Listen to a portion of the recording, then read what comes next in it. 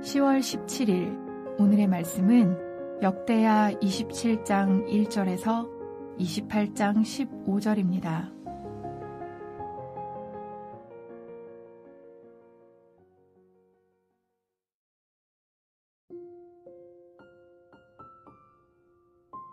요담이 왕위에 오를 때 나이가 25세라.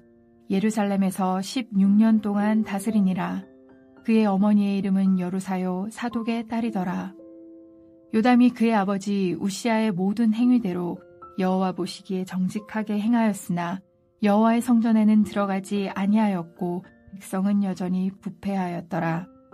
그가 여호와의 전 윗문을 건축하고 또 오벨 성벽을 많이 증축하고 유다 산중에 성읍들을 건축하며 숲풀 가운데 견고한 진영들과 망대를 건축하고 암몬 자손의 왕과 더불어 싸워 그들을 이겼더니 그 해에 암몬 자손이 은 100달란트와 밀 10,000고르와 보리 10,000고르를 바쳤고 제2년과 제3년에도 암몬 자손이 그와 같이 바쳤더라.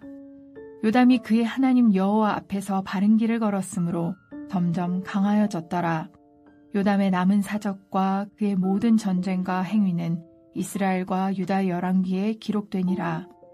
요담이 왕위에 오를 때 나이가 25세요. 예루살렘에서 다스린 지 16년이라. 그가 그의 조상들과 함께 누움에 다윗성에 장사되고 그의 아들 아하스가 대신하여 왕이 되니라. 아하스가 왕위에 오를 때 나이가 20세라. 예루살렘에서 16년 동안 다스렸으나 그의 조상 다윗과 같이 아니하여 여호와 보시기에 정직하게 행하지 아니하고 이스라엘 왕들의 길로 행하여 바알들의 우상을 부어 만들고 또 흰놈의 아들 골짜기에서 분향하고 여호와께서 이스라엘 자손 앞에서 쫓아내신 이방 사람들의 가증한 일을 본받아 그의 자녀들을 불사르고 또 산당과 작은 산 위와 모든 푸른 나무 아래에서 제사를 드리며 분향하니라. 그러므로 그의 하나님 여호와께서 그를 아람 왕의 손에 넘기심에 그들이 쳐서 심히 많은 무리를 사로잡아 다메섹으로 갔으며 또 이스라엘 왕의 손에 넘기심에 그가 쳐서 크게 사륙하였으니 이는 그의 조상들의 하나님 여호와를 버렸음이라. 르말레아의 아들 베가가 유다에서 하루 동안에 용사 12만 명을 죽였으며 에브라임의 용사 시그리는 왕의 아들 마아세야와 국내 대신 아스리감과 총리 대신 엘가나를 죽였더라. 이스라엘 자손이 그들의 형제 중에서 그들의 아내와 자녀를 합하여 20만 명을 사로잡고 그들의 재물을 많이 노력하여 사마리아로 가져가니 그곳에 여호와의 선지자가 있는데 이름은 오뎃이라. 그가 사마리아로 돌아오는 군대를 영접하고 그들에게 이르되 너희 조상의 하나님 여호와께서 유다에게 진노하셨으므로 너희 손에 넘기셨거늘 너희의 노기가 충천하여 살육하고 이제 너희가 또 유다와 예루살렘 백성들을 압제하여 노예로 삼고자 생각하는도다. 그러나 너희는 너희 하나님 여호와께 범죄함이 없느냐. 그런즉 너희는 내 말을 듣고 너희의 형제들 중에서 사로잡아 온 포로를 놓아 돌아가게 하라. 여호와의 진노가 너희에게 임박하였느니라 한지라. 에브라임 자손의 우두머리 몇 사람 곧 요하난의 아들 아사랴와 무실레못의 아들 베레갸와 살룸의 아들 여히스기야와 하들레의 아들 아마사가 일어나서 전장에서 돌아오는 자들을 막으며 그들에게 이르되 너희는 이 포로를 이르러 끌어들이지 못하리라. 너희가 행하는 일이 우리를 여호와께 허물이 있게 함이니 우리의 죄와 허물을 더하게 함이로다. 우리의 허물이 이미 커서 진노하심이 이스라엘에게 임박하였느니라 하매 이에 무기를 가진 사람들이 포로와 노력한 물건을 방백들과 온 회중 앞에 둔지라. 이 위에 이름이 기록된 자들이 일어나서 포로를 맞고 노력하여 온 곳 중에서 옷을 가져다가 벗은 자들에게 입히며 신을 신기며 먹이고 마시게 하여 기름을 바르고 그 약한 자들은 모두 나귀에 태워 데리고 종려나무 성 여리고에 이르러 그의 형제에게 돌려준 후에 사마리아로 돌아갔더라. 안녕하세요. 역대하 27장 1절부터 28장 15절을 묵상하겠습니다. 오늘 묵상 본문은 유다 왕 요담과 아하스와 관련된 이야기입니다. 요아스부터 아마샤, 우시야, 요담까지 약 100년간은 왕들이 비교적 선하다고 평가받았으나 아하스에 이르러 우상숭배의 길로 돌아섭니다. 요담 시대에는 외적의 위협 속에서도 왕권이 점차 강해졌지만 아하스 시대에는 북이스라엘이 유다를 침공해 많은 백성을 사로잡아 갔습니다. 오늘 본문에 따라 두 왕 요담과 아하스에 관해 말씀드리겠습니다.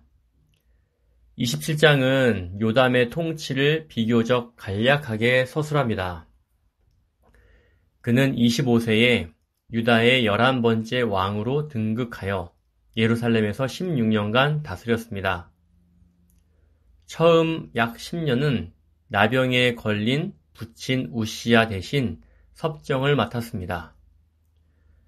요담에 대한 기록은 짧지만 여호와께 신실한 믿음을 보인 선한 왕으로 평가됩니다. 요담은 부친 우시야의 모든 선한 행위를 따라 하나님을 신실하게 섬겼습니다.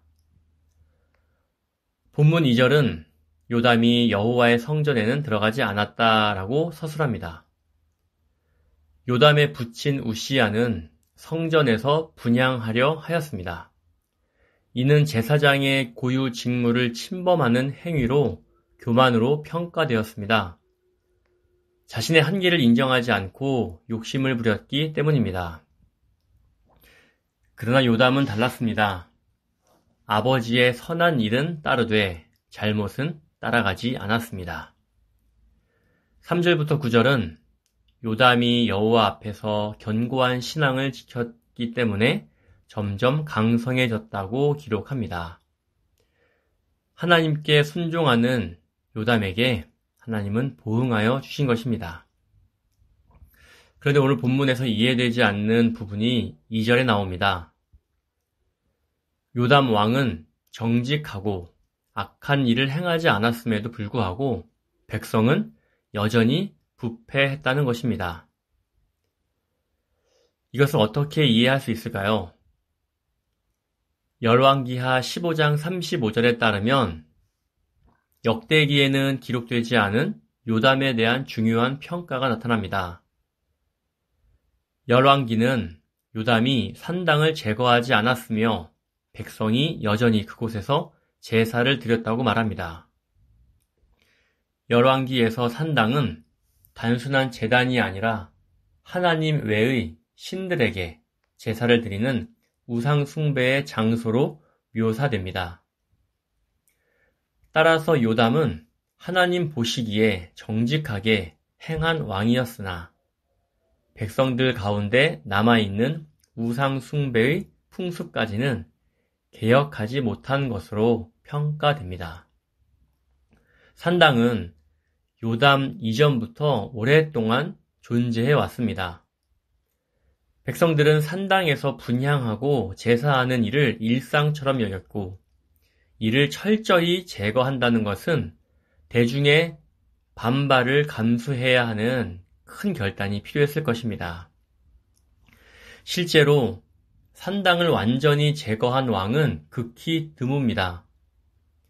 역대기의 기록에 따르면 아사, 여호사밧, 히스기야, 요시야 4명의 왕만이 산당을 제거했다고 전해집니다. 여기에서 우리가 적용해 볼 점이 있습니다. 우리의 삶에는 익숙하지만 고쳐야 할 부분들이 있을지 모릅니다.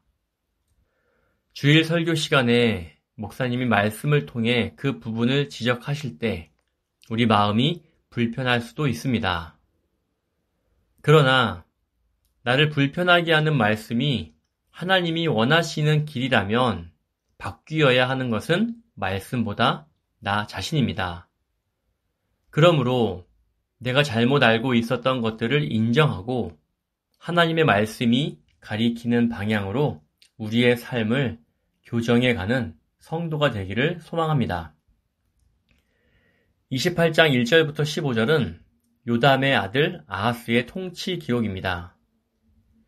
아하스는 북이스라엘 왕들의 길로 행하였고 왕의 타락은 곧 백성들에게도 전염되어 결국 하나님의 진노를 불러일으켰습니다. 주변 여러 나라가 유다를 침략합니다. 5절은 아람과 북이스라엘이 차례로 침략한 것처럼 보이지만 실제로는 아람 왕 르신과 북이스라엘 왕 베가가 동맹을 맺고 유다를 공격했습니다. 이 전쟁은 시리아 에브라임 전쟁으로 알려져 있으며 이사야 7장부터 9장의 배경이기도 합니다. 열왕기와 이사야서는 이 전쟁 사건을 통해 아하스가 하나님이 아닌 아수르를 의지한 것에 초점을 맞춥니다. 반면 역대기는 아하스와 백성의 죄를 강조하며 두 나라의 침공으로 입은 큰 피해를 하나님의 심판으로 해석합니다.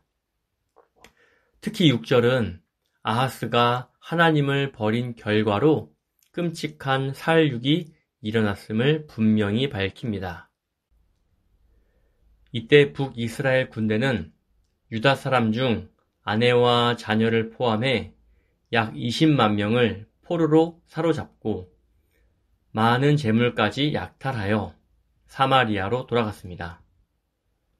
그때 사마리아에 거주하는 선지자 오뎃이 개선 군대 앞에 나와 그들이 저지른 죄악과 이에 대한 하나님의 진노를 선포하고 돌이킬 것을 권고합니다. 이번 전쟁의 승리는 여호와의 진노가 유다에 임한 결과였습니다. 그러나 북이스라엘은 자기들 힘으로 이긴 줄 착각하고 오히려 교만한 분노로 형제인 유다 백성을 살육했고 그것도 모자라 그들을 노예로 삼으려 했습니다. 형제를 노예로 삼는 일은 하나님이 금하신 일입니다. 하나님은 선지자 오뎃을 통해 포로를 돌려보내라 명하시며 그의 진노가 이제는 북이스라엘에 임했음을 경고했습니다. 그러자 놀랍게도 북이스라엘 측에서 포로를 돌려보내는 일이 일어납니다. 몇몇 우두머리들이 이 경책을 엄중히 받아들여 군대를 저지하며 포로를 끌어들이지 못하게 했습니다. 이들은 군대가 행한 일이 죄와 허물을 가중하는 것임을 상기시켰습니다. 이에 군대는 포로뿐 아니라 전리품까지 모두 대놓았습니다. 방백들은 포로를 맞아들여 그들 중 벌거벗은 자들에게는 옷과 신을 주고 음식과 기름을 제공하며 정성껏 돌보았습니다. 약자들은 나귀에 태워 남북 경계인 여리고까지 인도하여 형제 유다 백성에게 돌려보냈습니다. 이처럼 하나님의 책망에 즉각 반응하고 회개한 이스라엘의 모습은 독자들에게 죄를 고백하고 순종하는 삶으로 돌아오라는 권면으로 다가옵니다. 선지자 오뎃과 관련한 북이스라엘이 포로들에게 자비를 베푼 이 사건은 열왕기에는 기록되어 있지 않으며 오직 역대기에만 등장합니다. 이 내용은 역대기 저자가 하나님의 긍휼과 회복의 가능성을 강조하기 위해 특별히 보존한 자료를 가지고 기록했을 것입니다. 오뎃 사건은 심판 속에서도 여전히 작동하는 하나님의 자비, 말씀에 대한 순종의 중요성을 보여줍니다. 북이스라엘이 포로로 잡아온 유다 백성들을 형제로 대우한 모습은 우리들에게 깊은 인상을 줍니다. 하나님께서 원하신 것은 바로 이런 모습이었을 겁니다. 유다는 다른 민족을 종처럼 대하는 나라가 아니라 형제로 품고 하나님의 자비를 흘려보내는 거룩한 나라가 되어야 했습니다. 성도 여러분, 오늘 요담과 아하스의 통치를 살펴보았습니다. 오늘 본문에서 두 가지를 기억했으면 좋겠습니다. 첫째, 내가 잘못 알고 있었던 것들을 인정하고 하나님의 말씀이 가리키는 방향으로 우리의 삶을 교정해 나가는 성도가 됩시다. 둘째, 하나님께서 내게 베푸신 자비를 기억하며 다른 형제를 자비로 대우하길 진심으로 소원합니다. 기도하겠습니다. 전능하신 하나님 아버지, 하나님의 말씀을 듣는 귀를 주옵소서.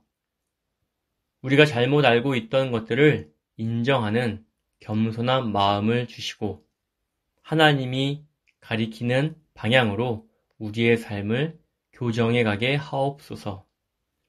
하나님께서 내게 베푸신 자비에 감사하며 다른 형제를 내 몸처럼 사랑하게 하옵소서. 우리의 참된 주인이신 예수 그리스도의 이름으로 기도합니다. 아멘.